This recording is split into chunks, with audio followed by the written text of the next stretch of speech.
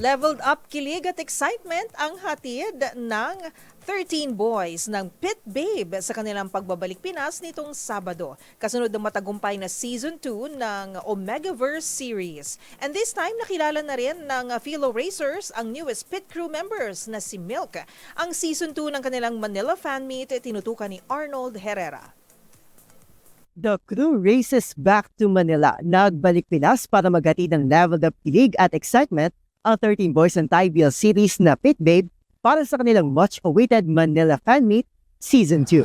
Second time's the charm para sa Pit Babe crew na maagang nagpasiklab sa harap ng kanilang fellow at international racers sa stage ng UP Theater. But this time around, nag-level up din ang cast sa latest edition ng karakter ni Milk na si Willie na agad ding nabinyagan ng common Filipino words. Pagbabahagi ni Pavel na siyang gumanap bilang ang titular character na si Babe, mas lumalim ang koneksyon ng buong cast matapos ang matagumpay na pag-arangkada ng Pit Babe Season 2. Samantala, agaw eksena rin si Pon na hindi nagpakabog sa Soda Pop Dance Challenge mula sa 2025 animated fantasy film at global hit na K-pop Demon Hunters.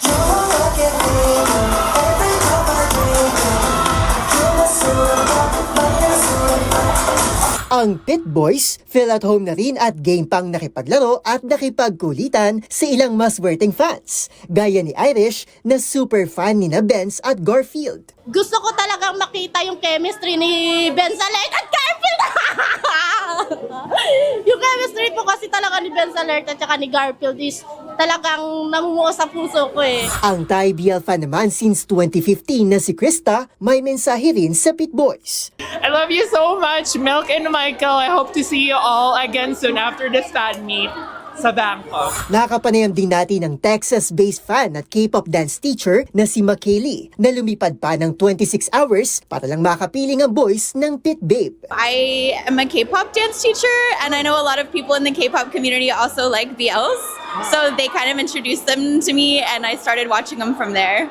But Pit Babe was one of my first BLs, and I watched the first season and loved the second season too. Ang magkaibigan namang sina Trisha at Paula, kanya-kanyang palitan din ng Tybiel recommendations at may opinion din kung dapat nga bang magkaroon ng third season ang Pit Babe. Feeling ko, meron. Kailangan. Kailangan. Kasi, parang yung flow ng story niya, parang per part siya eh. So talagang may kulang pa dun sa 1 and then sa 2. Umarangkada mula May 2 hanggang July 25 ang second installment ng Pit Babe. Tampok ang pagpapatuloy ng masalimuot na kwento ng racers na sina Babe at Charlie at ang pagbabalik ng Season 1 antagonist na si Tony.